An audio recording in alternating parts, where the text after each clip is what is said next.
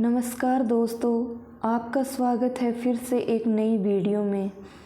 हमने हिंदी ग्रामर के पीवाई के क्वेश्चंस की सीरीज़ स्टार्ट कर रखी है, तो उसी श्रृंखला को आगे जारी रखते हुए आज हम नए क्वेश्चंस पर चर्चा करेंगे। तो चलो शुरू करते हैं।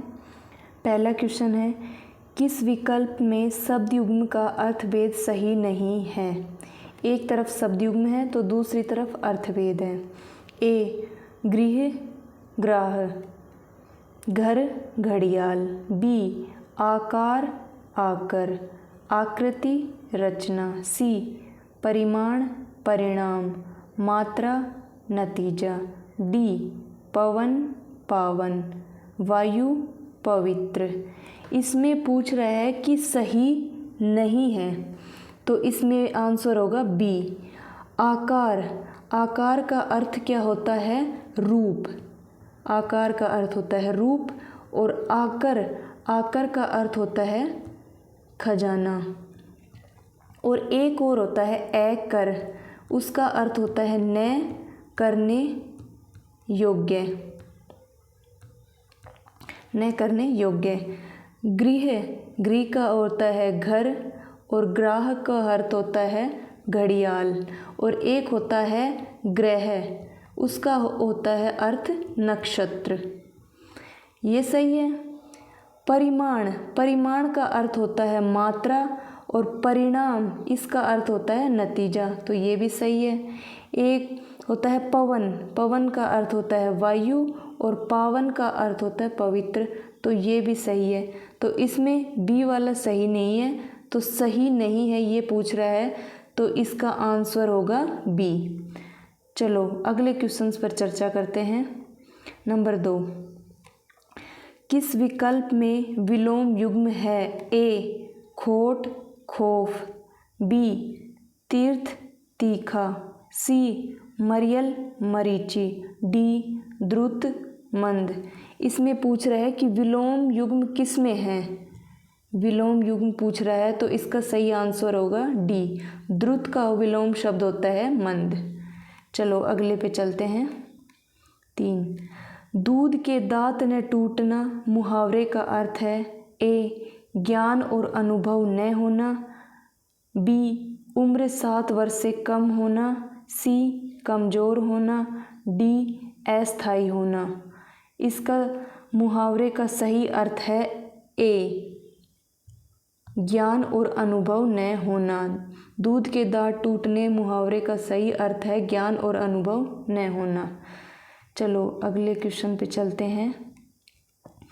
निम्न में से किस शब्द का संधि विच्छेद सही नहीं है? ए गुरुपदेश, गुरु प्लस उपदेश, बी सप्तऋषि, सप्त प्लस ऋषि, सी अत्यावश्यक, अति प्लस आवश्यक, डी सडानन, सट प्लस आनन। इसका सही आंसर होगा अत्यावश्यक। इसमें पूछ रहा है सही नहीं है, अति, अति नहीं होगा, ये अति होगा, अति प्लस आवश्यक, तो ये बना अत्यावश्यक। इसमें ई और आ मिलके बन रहा है या, तो इसमें कौन सी संधि होगी? यण संधि होगी। गुरुपदेश, गुरुपदेश में होगी ऊ प्लस ऊ मिलके बड़ा ऊ बन रहा है, तो ये होगा गुरुपदेश। तो इसमें संधि होगी दीर्घ संधि, दीर्घ संधि। ये गुरुपदेश सही नहीं लिखा है, इसका सही रूप होगा गुरुपदेश।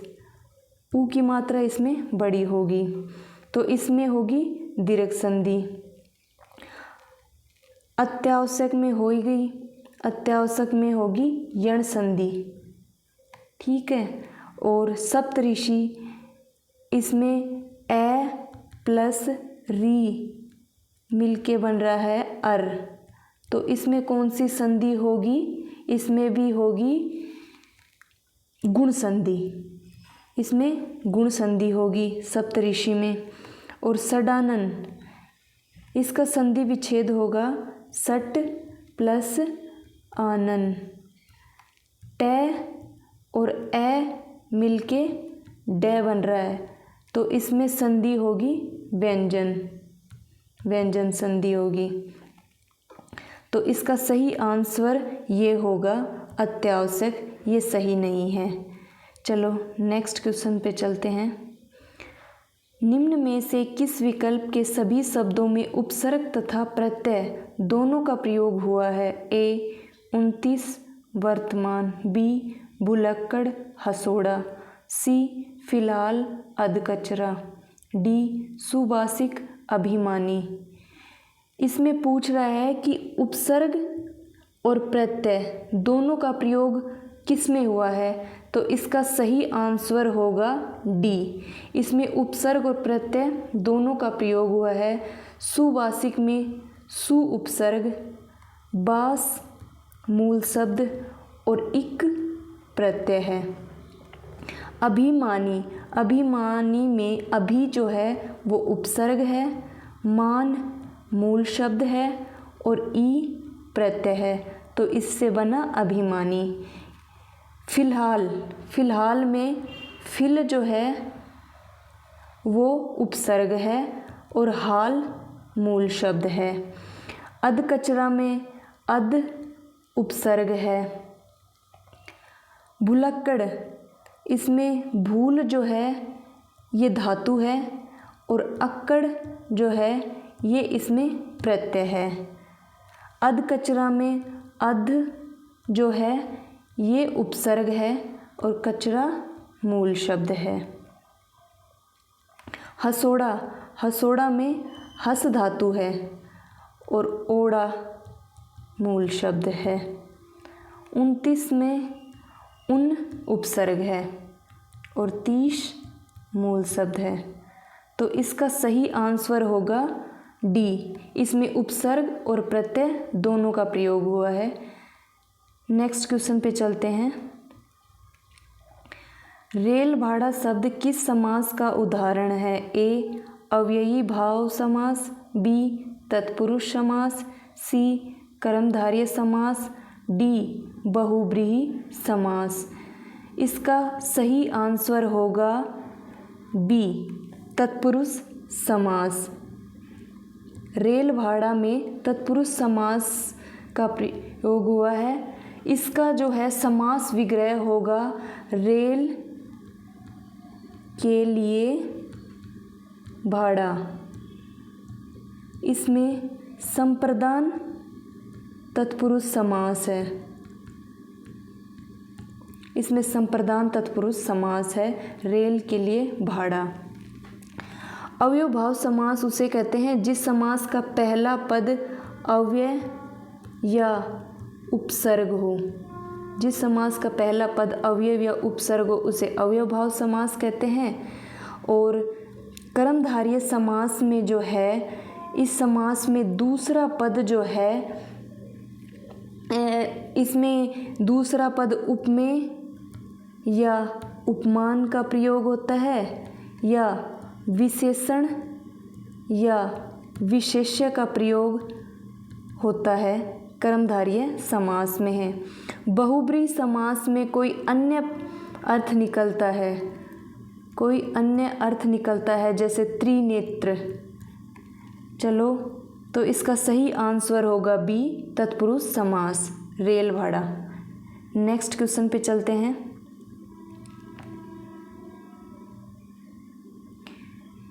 किस विकल्प में सभी शब्द परस्पर पर्यायवाची नहीं है? ए राधा कमला हरिप्रिया, बी वस्त्र वसन पट, सी लहर तरंग हिलोर हिलोर, डी मोक्ष कैवल्य मुक्ति। इसका सही आंसर होगा ए। इसमें नहीं पूछ रहा है कि कौन सा पर्यायवाची परस्पर नहीं है। कमला और हरिप्रिया ये दोनों लक्ष्मी के पर्यायवाची है। राधा का पर्यायवाची नहीं है। ये राधा का पर्यायवाची होगा कृष्ण प्रिया, कृष्ण प्रिया। राधिका, ब्रजरानी। तो इसका सही आंसर होगा ए, ये परस्पर पर्यायवाची नहीं है। वस्त्र वसन पट, ये सही है। लहर तरंग हिलोल हिलोर, ये भी सही है। मोक्ष कैवल्य मुक्ति, ये भी सही है। तो नेक्स्ट क्वेश्चन पे चलते हैं। निम्नलिखित शब्दों पर विचार कीजिए।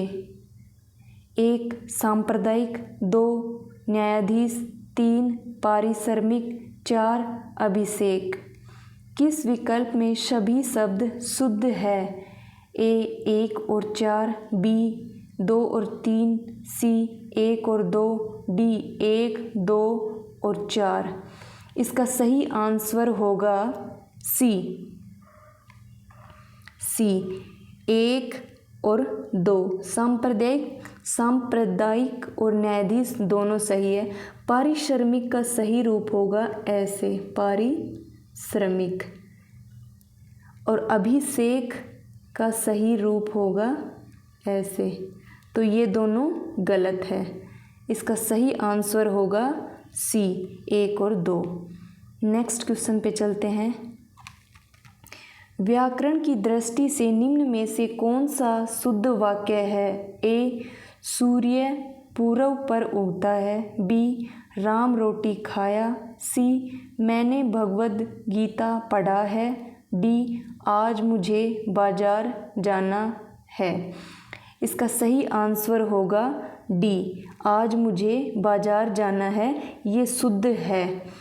सूर्य पूर्व पर उगता है, इसका सही रूप होगा सूर्य पूर्व में उगता है। बी में होगा राम रोटी खाता है, और सी में होगा मैंने भगवत गीता पढ़ी। तो इसका सही आंसर होगा डी। नेक्स्ट क्वेश्चन पे चलते हैं। किस वाक्यांश के लिए प्रयुक्त शब्द सार्थक नहीं है? ए पति धर्म ही जिसका व्रत हो पतिव्रता, बी शोक की शुरुआत शोकांत, सी सुंदर आकार वाला सुडोल, डी हिंसा करने वाला हिंसक। इसका सही आंसर होगा बी शोकांत। ये सही नहीं है। शोक की शुरुआत करने वाला शोकांत सही नहीं है। पति ही धर्म हो जिसका पतिव्रता,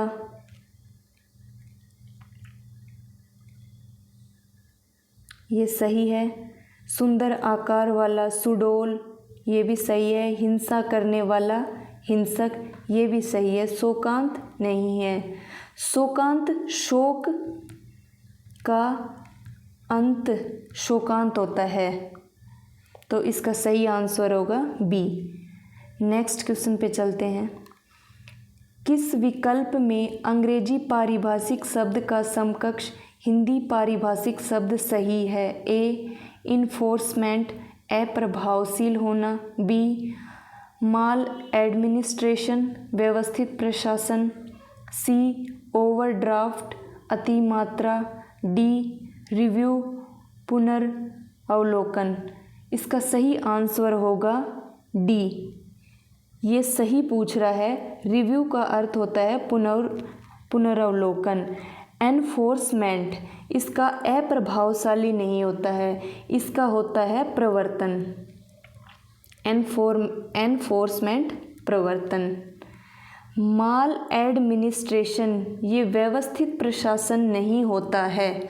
माल एडमिनिस्ट्रेशन का अर्थ होता है कुप्रशासन। इसमें माल का अर्थ होता है कु। ओवरड्राफ्ट का अर्थ अति मात्रा नहीं होता है। ओवरड्राफ्ट का मतलब होता है अधिविकर्ष।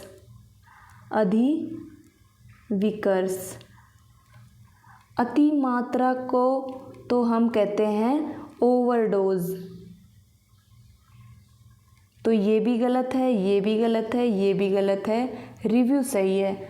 तो इसका सही आंसर होगा डी रिव्यू पुनर्अवलोकन। नेक्स्ट क्वेश्चन पे चलते हैं। किस विकल्प में इंडोर्समेंट शब्द का समकक्ष हिंदी पारिभाषिक शब्द सही है? ए अविश्वसनीय, बी आक्षेप, सी पृष्ठांकन, डी अधिरोपण। इसका सही आंसर होगा सी इंडोर्समेंट पृष्ठांकन। अविश्वसनीय, अविश्वसनीय को हम बोलते हैं इनक्रेडिबल। इनक्रेडिबल ये अविश्वसनीय होगा। आक्षेप, आक्षेप को बोलते हैं ऑब्जेक्शन। अधिरोपण इसको बोलते हैं इम्पोजिशन।